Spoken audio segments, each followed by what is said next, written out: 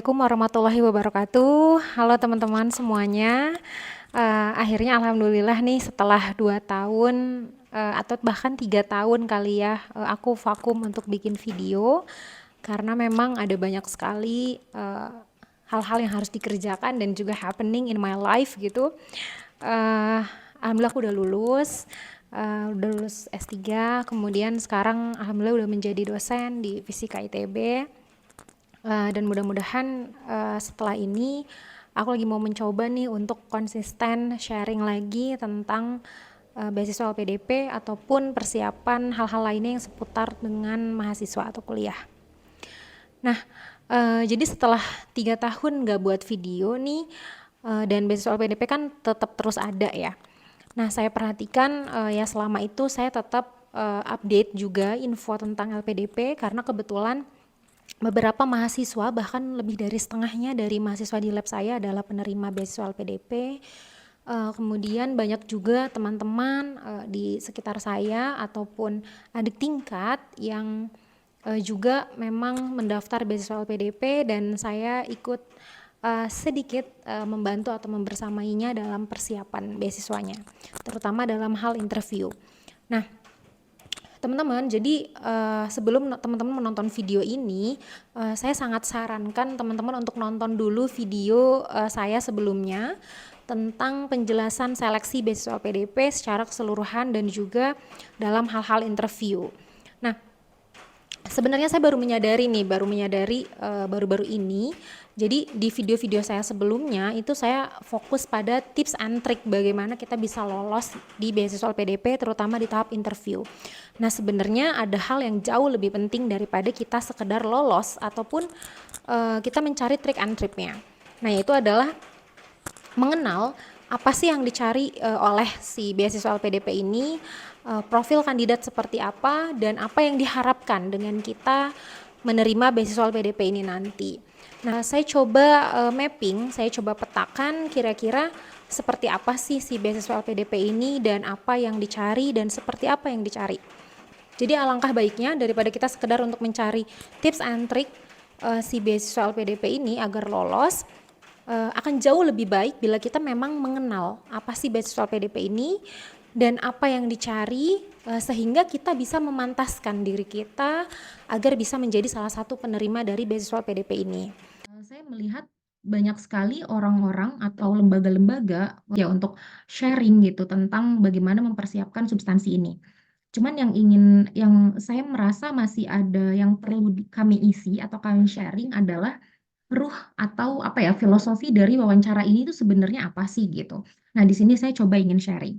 Nah, jadi yang pertama, untuk menghadapi wawancara atau seleksi substansi, ini kan sebuah seleksi ya teman-teman. Jadi ketika ada banyak sekali kandidat, kemudian dipilih sekian kandidat, diseleksi.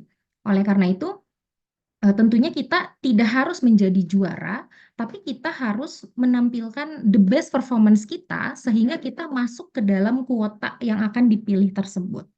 Nah, sebenarnya goals salah satu-satunya trik yang gampang untuk membuat supaya kita lolos seleksi itu hanya adalah dengan cara kita mengenal dan paham betul apa sih esensi dari seleksi ini. Nah, yang pertama kita bisa coba lihat dari who, siapa? Siapa sih yang bikin seleksi ini? Tentunya kalau dalam hal ini yang bikin seleksi ini adalah si lembaga pengelola dana pendidikan. Jadi teman-teman penting buat teman-teman untuk mempelajari, membaca siapa sih LPDP ini gitu. Kemudian yang kedua, what? Apa? Apa sih yang dicari dari seleksi ini? Awardee seperti apa? Apakah peserta yang paling pintar? Tentu tidak dong gitu kan, nggak cuma pinter karena ternyata yang dicari. Banyak juga teman-teman saya yang ketika lulus IPK-nya nyaris sempurna 4,0 tapi ternyata nggak lolos LPDP. Banyak juga teman-teman saya juga yang bahasa Inggrisnya cas cis cus, bahkan dia sudah punya letter of acceptance dari kampus ternama di luar negeri ternyata nggak lulus LPDP juga gitu. Jadi ternyata bukan itu dong yang dicari. Apa sih kira-kira yang dicari? Nah, salah satu clue yang sebenarnya nanti kita akan bahas lebih detail, tapi salah satu clue yang sebenarnya teman-teman bisa dapat, apa sih yang dicari LPDP? Teman-teman baca dan fahami, apa sih tujuan program dari beasiswa LPDP ini? Apa sih visi misi LPDP ini? Nanti kita akan bahas setelah ini. Di situ sebenarnya sudah jelas tertuang apa sih yang mereka cari di situ. Kemudian yang ketiga itu adalah how, bagaimana. Jadi bagaimana sih progres atau program seleksi ini dibangun sehingga kita bisa menjadi salah satu orang yang terpilih dari seleksi ini. Contohnya kalau dalam hal ini, bagaimana program ini dibangun? Ya tadi ya, jadi ada 3 tahapan seleksi, kemudian yang terakhir ini seleksi wawancara. Bagaimana seleksi wawancara ini dinilai? Oh, ternyata wawancara ini akan ada 3 orang interviewer, di mana 2 interviewer biasanya berasal dari akademisi yang merupakan researcher mungkin dari BRIN atau peneliti atau dosen dari kampus-kampus, dan yang satu lagi selalu ada psikolog gitu. Nah, ini mengenali hal ini itu menjadi krusial dan penting untuk kita mempersiapkan nih, teman-teman. Jadi eh, next. Jadi dari pengalaman saya nih mengikuti seleksi beasiswa LPDP dari tahun 2015 saya pertama kali mengikuti. Kemudian saya membersamai teman-teman saya yang saya kenal gitu ya di circle saya sampai batch kemarin saya masih membersamai beberapa orang yang saya kenal gitu. Saya pikir saya bisa merumuskan gitu ya atau memapping the rule of chain dari beasiswa LPDP ini. Ini sebenarnya sifatnya subjektif. Saya disclaimer di awal nih, ini subjektif dan ini merupakan gagasan pribadi dari saya sendiri gitu mengenai kayaknya ada nih, ada benang merah atau ada aturan mainnya nih untuk lulus sebagai lulus dari beasiswa LPDP. Yang pertama tentunya tadi ya yang tadi kita lihat apa sih yang dicari dari LPDP? Kalau kita baca ke websitenya LPDP, LPDP punya satu visi dan juga punya 3 misi. Misi yang pertama itu adalah mempersiapkan pemimpin dan profesional masa depan Indonesia melalui pembiayaan pendidikan. Oh, kalau gini berarti semacam kayak HRD dong kalau saya baca, ya nggak sih? Jadi LPDP ini bertugas untuk mempersiapkan calon pemimpin dan juga calon profesional. 2 hal ya yang berbeda. Jadi nggak harus melulu kita sebagai pemimpin, tapi kita sebagai seseorang yang profesional, punya keahlian khusus, punya kompetensi khusus, gitu. Nah, sehingga dari situ saya berpikir dan dari alur seleksinya ada 2, kita diwawancarai oleh akademisi dan juga oleh psikolog. Berarti ada 2 hal penting yang dicari atau dinilai oleh LPDP dalam proses substansi ini. Yang pertama adalah kompetensi ini, yang kedua adalah sisi psikologisnya kita. That's why mereka membutuhkan psikolog. Kurang lebih seperti itu kalau menurut saya. Pertama, kompetensi kita itu akan dievaluasi oleh si akademisi 2 orang tersebut, bahkan sampai 2 orang loh ya dihadirkan oleh LPDP untuk saling cross-check menilai kompetensi kita. Apa saja yang dinilai di sini? Tadi sebenarnya sudah disampaikan oleh Mbak Arum. Di sini saya coba buatkan garis besarnya. Yang dinilai di sini kalau menurut saya ada 3 hal. Yang pertama profil diri, yang kedua rencana studi, yang ketiga rencana kontribusi ke Indonesia. Kita coba bedah satu-satu ya. Di profil diri. Apa sih profil diri ini? Jadi profil diri ini yang ingin mereka tahu adalah pertama, pendidikan terakhir kita. Kita nih kalau teman-teman mau S2, S1-nya apa sih background-nya? Misalnya saya mau S2 nih, S1 saya adalah Fisika ITB, misalnya gitu. Kemudian mereka pasti ingin tahu juga, apa sih aktivitas kita sekarang? Kalau saya waktu itu, oh saya setelah lulus S1, saya bekerja sebagai asisten peneliti, gitu. Kemudian, mereka juga pasti ingin tahu apa sih cita-cita atau visi misi kita ke depannya. Oh, saya cita-citanya ingin menjadi dosen atau peneliti gitu. Nah, hal yang paling ideal itu adalah ketika pendidikan terakhir kita sejalan dengan aktivitas kita sekarang dan sejalan juga dengan cita-cita dan visi misi kita ke depannya. Itu standar banget, paling ideal. Biasanya akan tidak terlalu banyak pertanyaan ketika 3 hal ini sejalan atau linear. Tapi kalau misalnya nggak sejalan, biasanya akan digali di situ atau akan dipertanyakan di situ. Misalnya S1 saya fisika, aktivitas saya sekarang wirausaha misalnya gitu. Itu pasti akan digali. Seperti itu teman-teman. Kemudian pertanyaannya adalah banyak yang bertanya, gimana dong kalau misalnya pendidikan terakhir saya dengan aktivitas saya sekarang atau bahkan dengan cita-cita saya tuh nggak relevan gitu atau nggak sejalan. Sebenarnya it's okay gitu, menurut saya it's okay, karena tiga hal ini itu akan sangat dipengaruhi oleh pertama, minat atau passion kita. Misalnya bisa aja saya tuh S1 fisika, tapi sebenarnya minat saya itu masak gitu. Sehingga aktivitas saya sekarang adalah wirausaha memasak, atau saya wirausaha bikin makanan gitu. Dan saya pengen S2-nya di bidang kuliner misalnya gitu. That's fine, selama kita bisa menjelaskannya secara logis. Jadi ya, dan itu hal yang wajar untuk tidak linear tergantung dari minat atau passion. Kedua, juga tergantung dari realita. Banyak yang terbentur realita. Misalnya, pendidikan saya S1 fisika.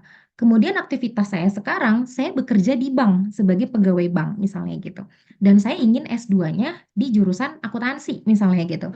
Nah, ini bukan hal yang tidak logis ya, ini logis-logis aja. Saya sendiri punya teman S1-nya fisika, kemudian dia S2-nya di bidang financial management gitu. Yang perlu teman-teman garis bawahi adalah jangan sampai teman-teman membuat bahwa meskipun ini salah satunya seolah-olah tidak linear, tapi jangan sampai kita membuat bahwa itu tidak ada kaitannya sama sekali. Contohnya ya, misalnya S1 saya fisika, kemudian aktivitas saya sekarang adalah pegawai bank gitu. Kalau dipikir-pikir sebenarnya tidak ada yang linier kan, nggak nyambung gitu. Tapi kita bisa menarik bahwa ketika saya pendidikan S1 fisika, di situ saya diajarkan untuk bekerja sesuai SOP, sistematis, dan lain sebagainya. Dan ternyata saya minat, passion di dunia perbankan. Kesempatannya waktu itu ada sebagai pegawai bank. Pada akhirnya ya saya sekarang ada di sini gitu sebagai pegawai bank dengan membawa bekal dari apa yang saya pelajari ketika saya S1 gitu. Kenapa? Jangan sampai membuat itu menjadi hal terpisah karena ini nanti kaitannya akan dengan psikolog ya. Nanti akan kaitannya ke hal kita tuh akan dicek diri kita itu jiwa pembelajar atau bukan sih. Nah, kalau kita sebenarnya jiwa pembelajar itu sebenarnya apapun background kita, bagaimanapun kita akan selalu bisa mengambil pelajarannya dan untuk dijadikan bekal di apapun yang kita lakukan di berikutnya. Gitu. Jadi ini yang terkait di profil diri. Ini juga that's why kenapa ketika teman-teman pertama kali wawancara, pasti teman-teman pertanyaannya klasik dan sama. Pertanyaan nomor satu dari interviewer akan selalu, silahkan perkenalkan diri Anda. Nah, ketika perkenalkan diri Anda, saran dari saya, penting banget teman-teman untuk menyebutkan tiga hal ini, plus rencana studi, plus rencana kontribusi, dalam waktu 1 menit, maksimal 2 menit. Kenapa teman-teman bisa baca sendiri teorinya bahwa orang itu fokusnya itu tidak bisa lebih dari 1 menit atau 2 menit. Jadi ketika teman-teman diminta perkenalkan diri, terus jawabannya panjang banget sampai membuat orang bingung, ya esensinya nggak nangkep gitu. Sehingga nanti interviewer tuh akan bertanya lagi, bertanya lagi, bertanya lagi, dan mungkin itu akan membingungkan atau menyulitkan proses teman-teman sendiri menjawab gitu. Jadi itu first impression ya ketika diminta perkenalan diri. Teman-teman latihan berkali-kali sehingga ketika mengenalkan diri itu teman-teman lancar. Tep, tep, tep, tep.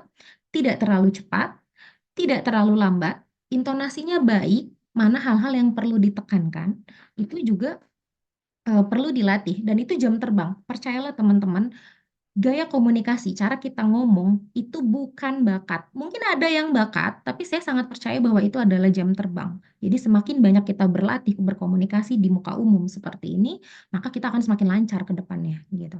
Itu pertama tentang profil diri. Kemudian setelah profil diri, pasti akan masuk ke pertanyaan rencana studi. Rencana studi apa aja komponennya? Yang pertama, apa sih bidang keilmuan atau apa jurusan yang ingin kita atau prodi yang ingin kita apply ketika kita S2 atau S3. Kemudian pasti akan digali kenapa sih memilih tempat studi itu. Kalau teman-teman dalam negeri pasti akan ditanya kenapa nggak pilih luar negeri. Kalau yang luar negeri akan ditanya kenapa nggak pilih dalam negeri. Misalkan saya mau lanjut S2 Teknik Kimia di Hiroshima, saya pasti akan ditanya kenapa nggak lanjut S2 fisika? Kenapa nggak lanjut S2 Teknik Kimia tapi di UI atau di ITB atau di UGM gitu. Pasti mereka akan terus menggali terkait rencana studi teman-teman gitu. Jadi terkait pemilihan kampus, pemilihan negara, pemilihan dosbing, dan mungkin teman-teman bisa kaitkan dengan mata kuliah. Kenapa teman-teman spesifik pilih statistika UI misalnya, Oh, karena hanya di statistika UI, hanya di UI yang terdapat mata kuliah sesuatu yang tidak ada di prodi statistika di Indonesia yang lain yang saya butuhkan gitu. Misalnya bisa seperti itu. Atau teman-teman juga bisa, oh saya karena saya mau bidangnya keahliannya spesifiknya ini, dan di Indonesia itu yang paling ahli itu adalah Profesor Anu, dan cuman ada di UI, maka saya pergi ke UI gitu. Jadi tolong teman-teman persiapkan rencana studi teman-teman dengan baik gitu di sini. Kemudian yang terakhir, rencana penelitiannya. Detailnya seperti apa? Apa sih yang mau diteliti? Nah, ini apa yang mau diteliti eh, ini banyak juga yang menjadi apa ya, yang menjadi trap bahwa misalnya sebenarnya rencana penelitian teman-teman itu sudah sangat baik dan sangat dibutuhkan oleh Indonesia. Tapi bagaimana caranya teman-teman menyampaikan itu yang banyak menjadi problem gitu. Jadi si reviewer itu, si interviewer itu nggak ngerti apa sih yang mau kamu lakuin ketika kamu S2 gitu. Kenapa? Kendalanya, pertama, teman-teman harus tahu bahwa reviewer itu belum tentu orang yang satu bidang dengan teman-teman. Jadi kalau saya fisika, maka reviewer saya itu adalah eh, reviewer saya itu pasti profesor atau dosen di bidang sains. Nggak cuman fisika, sementara sains itu sangat luas, teman-teman. Ada biologi, ada kimia, ada astronomi, ada matematika. Mungkin yang mewawancarai saya orang matematika gitu. Sehingga di situ kita harus dalam hal menjawab ini, bidang keilmuan dan rencana penelitian, saya sarankan buat teman-teman, sangat saya rekomendasikan untuk membuat dua paket jawaban, di mana yang pertama diperuntukkan bagi orang atau reviewer yang sekiranya memang bidang kita sendiri, sehingga mungkin di sini teman-teman akan mengeluarkan banyak istilah ilmiah, benar-benar pengetahuannya benar-benar dalam banget gitu. Sementara yang satu lagi adalah jawaban untuk bila reviewernya ini adalah bukan dari bidang kita gitu, nggak sebidang dengan kita. Jadi harus yang bisa dicerna teman-teman gitu. Harus yang bisa dicerna oleh orang yang bukan bidang kita. Dua hal ini sebenarnya teman-teman bisa juga latihan juga. Jadi ketika latihan interview, teman-teman coba cari teman-teman yang sebidang banget, teman-teman jelasin jawabannya. Kenapa alasan kamu mau studi di situ dan apa rencana penelitian kamu? Tentunya lagi-lagi ya, saya ingetin dalam batasan waktu 2 menit atau 3 menit maksimal. Jangan lama-lama gitu. Karena satu kali tahap interview itu kemarin berkaca dari yang batch-nya tahun lalu yang Mbak Arum alami itu sekitar hanya 30 menit maksimal sampai 45 menit dengan pertanyaannya cukup banyak gitu. Jadi tolong jangan menjawab dengan panjang-panjang gitu. To the point aja gitu, tapi jelas gitu. Kemudian ya itu. Jadi teman-teman harus latihan nih. Sampai misalnya nih kalau saya orang fisika, saya waktu itu saya mau pindah ke teknik kimia, saya latihan, saya cari teman saya yang sosial bidangnya, saya jelasin. Kamu dengerin ya, aku mau jelasin kenapa aku mau studi teknik kimia dan kenapa aku mau kuliah di Hiroshima dan gimana rencana penelitian aku. Kamu dengerin, nanti setelah itu kamu bilang ke aku, kamu ngerti apa enggak apa yang aku omongin gitu. Kayak gitu teman-teman. Jadi latihannya seperti itu kalau menurut saya. Kemudian selanjutnya, nah kemudian lagi-lagi nih pertanyaannya, gimana kalau misalnya ternyata bidang keilmuan, tempat studi, rencana penelitian itu nggak nyambung, nggak koheren, atau belum ada benang merahnya. Contohnya, teman-teman kan udah buat esai ya, yang sekarang udah seleksi. Ini kan udah buat esai udah disubmit. Bisa jadi ketika mensubmit esai itu belum pertimbangan sedalam ini gitu. Kenapa memilih kampus itu? Ya karena aslinya sih jawabannya karena saya memilih University Glasgow misalnya ya karena saya punya teman di situ. Jadi saya punya banyak info di situ. Tapi kan hal-hal seperti itu hal teknis yang nggak bisa kita sampaikan dong ke reviewer gitu. Maka kita ya sebenarnya no problem gitu. Ketika di esai teman-teman belum menjelaskan hal ini, maka di tahap interview itu kesempatan teman-teman untuk meyakinkan kembali untuk menjelaskan lebih detailnya. Jadi selama jawaban teman-teman rasional atau bahkan berbeda dari apa yang ada di esai, selama nggak bedanya beda jauh banget ya. Misalnya kalau di esai saya mau S2 teknik kimia, tiba-tiba pas interview saya bilangnya lain lagi, saya mau S2-nya teknik industri. Itu kan dua hal yang sangat berbeda ya, gitu. Tapi kalau misalnya berbeda sedikit rencana penelitiannya dan lain sebagainya, itu that's fine selama teman-teman bisa menjelaskannya secara rasional dan teman-teman siap. Siap dalam artian teman-teman kenal, hafal, kenal betul apa sih yang akan teman-teman lakukan ini? kayak teman-teman memilih mau ke kampus ITB gitu. Teman-teman harus tahu kenapa sih teman-teman pilih fisika ITB dibanding fisika UGM, dibanding fisika UI gitu. Itu harus clear banget. Teman-teman bahkan mungkin meskipun belum kontak dosen pembimbing, tapi lebih baik lagi teman-teman udah punya target. Wah, saya nanti kalau masuk S2 Fisika ITB, saya rencananya ingin keahliannya di bidang material, saya ingin masuk ke labnya profesor siapa gitu, karena beliau merupakan ahli di bidang itu. That's why saya pilih ITB, misalnya gitu. Gitu ya. Kemudian yang terakhir itu adalah rencana kontribusi ke Indonesia. Nah, ini yang juga banyak luput dan ada beberapa trap di sini yang banyak awardee itu atau peserta itu ketelingsut gitu ya di hal ini. Pertama, tentu ininya teman-teman harus memulai berangkat dari masalah Indonesia. Masalahnya tuh apa? Tentunya negara kita punya banyak banget masalah. Kemudian dari situ teman-teman harus tahu problem solvingnya seperti apa, pendekatannya seperti apa. Misalnya, masalahnya secara garis besar kemiskinan. Problem solvingnya apa? Apakah teman-teman mau bikin UKM, apa, unit kegiatan, bukan UKM, UM, apa ya, unit usaha UMKM. menengah, iya UKM, UMKM. sorry. Ya UMKM, maaf, maaf. Nah itu. Apakah teman-teman mau bikin UMKM? Apakah teman-teman mau bikin perusahaan? Kalau masalah kemiskinan, ataukah teman-teman mau bikin sebuah teknologi di Indonesia sehingga Indonesia punya teknologi, punya banyak duit?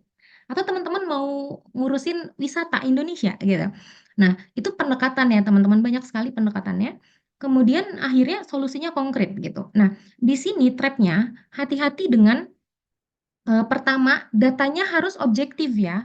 Misalnya, saya pernah membersamai teman saya yang dari pangan, itu dia mau membahas tentang pangan. Jadi dia mau kuliah S2 di Belanda, jurusannya pangan gitu, teknik pangan. Dia ingin membahas tentang ke kedelai gitu. Nah, maka perlu disampaikan, kenapa sih Anda tetap, kenapa sih Anda harus repot-repot belajar tentang kedelai gitu. Ya berarti misalnya di Indonesia, misalnya masalahnya adalah pertama ya Indonesia ini kedelai itu, kacang kedelai itu menjadi pangan utama di Indonesia, misalnya gitu. Kedua, misalnya harganya murah. Ketiga, tapi akhir-akhir ini 5 tahun terakhir misalnya atau 10 tahun terakhir kita kekurangan produksi kedelai sehingga ada angka import kedelai gitu. Berapa besar import kedelainya? Berapa persen kekurangannya? Data-data seperti itu harus teman-teman cari dan kuasai. Sehingga bener nih, berarti kita kita ini mau studi ini nggak main-main gitu. Kita bener-bener kita pikirin, kita cari datanya, kita research. Jadi nggak cuma sekedar ngawang. Iya, soalnya di pasar harga kedelai, harga tempe mahal, kadang-kadang tempe langka. Wah, itu sangat subjektif sekali. Hati-hati, seperti itu saya rasa udah pasti dikasih nilainya udah nggak baik gitu. Kayak gitu. Jadi, tolong cari data yang objektif. Teman-teman bisa research di Google, ada banyak sekali berita merilis atau bahkan teman-teman sebenarnya kalau teman-teman sampai niat banget, setiap kementerian itu selalu mengeluarkan rilis datanya. Misalnya, kalau di bagian hukum pasti selalu ada tuh jumlah kasus kriminal per tahun berapa, jumlah kasus perdata berapa, seperti itu. Saya juga pernah membersamai teman saya, ya kenalan saya sebenarnya, jadi banyak kenalan saya gitu ya di bidang hukum, yang dia itu bekerja sebagai advokat perceraian di firma perceraian gitu sekarang, tapi dia mau S2 inginnya sebagai advokat nanti startup. Nah, diawali dengan masalah katanya banyak sekali startup di Indonesia yang pada akhirnya bagus idenya, bagus eksekusinya, tapi di akhir itu jatuh gitu. Karena mereka tidak paham mengenai legal-legalnya, mengenai pembagian hak paten dan lain sebagainya, karena memang di Indonesia sendiri hukumnya belum dipayungin segala macam. Maka saya sarankan ke teman saya ini, kamu cari datanya, berapa persen sih banyaknya kasus-kasus legal terkait startup gitu. Dan ternyata data-data seperti itu ada loh teman-teman, bisa kita akses, bisa kita temukan gitu. Itu untuk lebih meyakinkan gitu ya kepada reviewer bahwa kita ini siap gitu. Kemudian yang kedua yang banyak menjadi trap itu adalah tentang skala masalah. Hati-hati bahwa Indonesia ini sebuah negara yang besar, maka skala masalah juga pasti beragam ya. Jadi ada skala masalah nasional. Kemudian ada skala masalah yang kecil gitu. Teman-teman jangan terlalu ambisius sehingga nanti nggak realistis gitu. Banyak saya menemukan misalnya ketika latihan interview dengan saya pertama kali, terutama yang mau wirausaha misalnya gitu, saya mau wirausaha gini gini gini, makanya S2 mau wirausaha, apa kontribusinya ke Indonesia? Oh, saya nanti mau bikin perusahaan di bidang kuliner gitu. Ya, gimana caranya bikin perusahaan di bidang kuliner? Itu kan terlalu goals yang cukup besar skalanya. Sebenarnya teman-teman solusinya, teman-teman bisa breakdown apa sih solusi yang akan teman-teman berikan untuk Indonesia dalam beberapa tahapan. Jadi ada jangka pendeknya apa, jangka tengahnya apa, jangka panjangnya apa. Nah, bikin perusahaan itu mungkin jangka panjang, tapi jangka pendeknya apa? Setelah lulus, what will you do? Apa yang kamu lakukan setelah lulus? Kalau yang wirausaha, misalnya, ya setelah lulus saya akan membangun UMKM gitu di bidang ini. Atau saya akan terjun ke komunitas UMKM di daerah saya, misalnya gitu. Gitu-gitu. Jadi hal-hal seperti itu tolong di breakdown solusinya gitu. Jadi ini teman-teman, kemudian selanjutnya ini yang dari akademisi, selanjutnya nanti mungkin kita panjang lebarnya ditanya jawab. Selanjutnya di psikolog. Nah, jadi setelah dua orang akademisi bertanya ke teman-teman, teman-teman akan ditanya oleh suatu orang psikolog. Psikolog biasanya langsung, nggak babi bu, langsung bertanya, nggak mulai lagi, tolong kenalin diri lagi, nggak mungkin. Jadi kalau yang saya lihat dan ngobrol dari teman saya yang psikolog, jadi apa sih yang dilihat psikolog? Biasanya tuh psikolog tuh lebih ke diminta untuk memastikan karakter peserta. Karakter yang seperti apa? Balik lagi ke visi misinya LPDP. LPDP lagi mau cari pemimpin dan profesional. Jadi karakter yang dicari, ini orang kira-kira punya potensi nggak sebagai leader atau sebagai profesional gitu. Dilihatnya dari apa? Misalnya kalau leadership, teman-teman akan ditanya, pernah nggak teman-teman mengalami kegagalan dalam hidup? Paling besar apa? Apa solusinya? Dan itu sebenarnya udah ada di formulir teman-teman dan nanti akan ditanya lagi. Misalnya gitu, pernah nggak selama studi kemarin S1 mengalami hal-hal sulit? Kalau ditanya nggak pernah, ya berarti kan tidak teruji dong ya. Ini orang punya punya jiwa leadershipnya nggak misalnya gitu. Tuh pernah nggak teman-teman ikut organisasi misalnya gitu. Kemudian profesionalisme. Profesionalisme ya dilihat dari kecakapan teman-teman ketika menjawab pertanyaan-pertanyaan ini. Rencana studi, rencana kontribusi. Kalau teman-teman sangat spesifik dan juga paham dengan apa yang teman-teman tanya, ya berarti itu salah satu indikasi teman-teman profesional dong. Teman-teman salah satu calon profesional yang dicari oleh LPDP. Gitu. Kemudian yang kedua yang dicari lagi oleh psikolog adalah kesiapan dan realisasi rencana studi. Maksudnya singkatnya, ini orang, ini peserta, kira-kira kalau kita lolosin LPDP-nya, dia akan lancar nggak ya studinya? Dia akan berhasil nggak studinya? Karena kan uang yang LPDP biayain untuk kita itu nggak main-main, besar teman-teman. Terutama yang ke luar negeri ya. Dalam negeri aja udah besar banget. Apalagi yang ke luar negeri. Kira-kira studinya berhasil atau enggak? Kemudian yang kedua, kira-kira bener gak nih rencana kontribusinya akan dilakuin? Nah, makanya di sini pasti psikolog akan melihat validasi ketulusan atau kejujuran kita. Jadi buat teman-teman, saya himbau nih, kalau teman-teman yang ketika sekarang udah terlanjur mendaftar, tapi sebenarnya belum jelas rencana kontribusinya apa ke Indonesia, tolong dicari dari sekarang, tolong dicari, dipelajari. Saya yakin ada pasti, karena Indonesia punya banyak sekali masalah. Saya yakin ada, sehingga nanti teman-teman akan bisa deliver jawaban itu dengan tulus, dengan jujur gitu. Dan I don't know, tapi ilmunya pasti ada. Psikolog itu ilmunya ada, orang yang kompeten. Dia akan tahu jawaban kita itu tulus, ataukah cuman jawaban textbook yang kita hafal, tidak dengan hati, atau seperti apa gitu. Kemudian juga itu sama, nasionalisme juga pasti akan dilihat. Mungkin kadang-kadang teman-teman akan dikasih satu pertanyaan, misalnya bagaimana pendapat teman-teman tentang pemilu kemarin yang kisruh, misalnya gitu. Ya mungkin bisa jadi. Kemudian yang komitmen kontribusi ditanya, kontribusinya akan komitmen atau enggak. Kebanyakan dalam bentuk pertanyaan yang saya dengar sih, kebanyakan rata-rata kayak ditanya, misalnya kalau nanti ketika teman-teman kuliah di luar negeri, kemudian setelah lulus teman-teman ditawari kerja di sana, apa yang akan teman-teman lakukan? Apakah pilih pulang ke Indonesia dengan gak jelas mau kerja apa atau tetap kerja dulu di sana?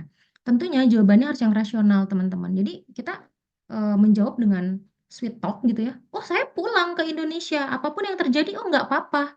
Nanti nggak ada kerjaan loh di Indonesia. Nggak apa-apa, Pak. Nggak apa-apa gitu. Nggak apa-apa, tapi nggak rasional itu juga nggak baik, teman-teman. Jadi kemarin teman saya juga yang batch kemarin juga ditanya, karena cita-citanya pengen jadi PNS, PNS dosen, secara spesifik ditulis PNS dosen, dan infonya memang PTNBH itu tidak akan ada PNS, jadi ditanya ke sana. kamu udah tahu bahwa sekarang tuh PTNBH tuh nggak bakal ada PNS.